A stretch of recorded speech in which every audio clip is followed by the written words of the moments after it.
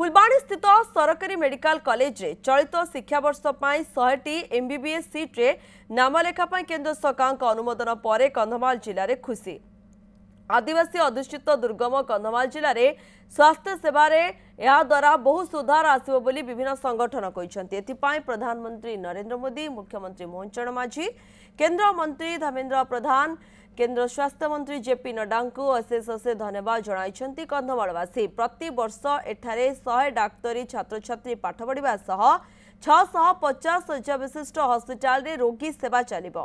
गत 2 मास तले मुख्यमंत्री मोहन चरण मांझी एही मेडिकल कॉलेज को उद्घाटन करथिले। निकटरे केंद्रीय टीम कंधमाल आसी यह शिक्षा उपयोगी कि नाही समस्त विषय अनुध्यान करथिले।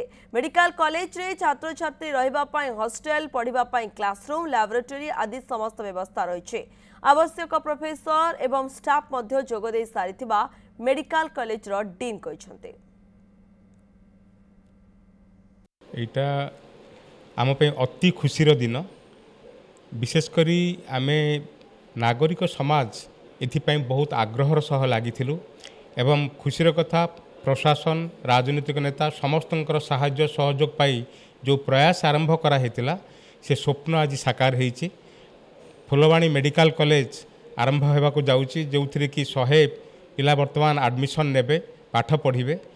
आउ यार सुविधा केवल कंधमालवासी नुह, पाख जिला बौद्ध, नयागढ़, एपरिक भंजनगर लोक आसी एठार चिकित्सा सुविधा पाइबे। देखो तो कंधमाल एक मेडिकल कॉलेज तो गृह प्रतिष्ठा हो सारी आगुरी किंतु सेठी एमबीबीएस डाक्तर पदवी कौन प्रकार सीट अलटमेंट हो नाला, एडमिशन हो नाला।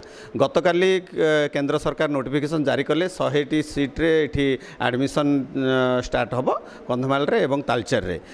तो यह कंधमाल जिला गोटे अपूर्व सुजोग। आउ कंधमाल लोक अत्यंत खुशी जे एमती गोटे उत्तम धरणर चिकित्सा सुविधा आमे पाई परिबु। गौरवर कथा जे कि आमे कंधमाल रे मेडिकल कॉलेज आरंभ करछु। आ ये चलित वर्ष 100 जन एमबीबीएस छात्रों को एठी एडमिशन मेडिकल कॉलेज रे, government medical college Phulbani Kandhamal रे आमे अध्ययन करिवे। सरकारकर सुजोग रे आमे 100 जन पिला को पाठ पढ़ाबो। एई पाठ पढ़ा पे सबु प्रक्रिया सरी जाइए। मेडिकल कॉलेज जो डाक्तर माने पोस्टिंग हो जाइए, स्टाफ मानकर भी पोस्टिंग हो जाइए।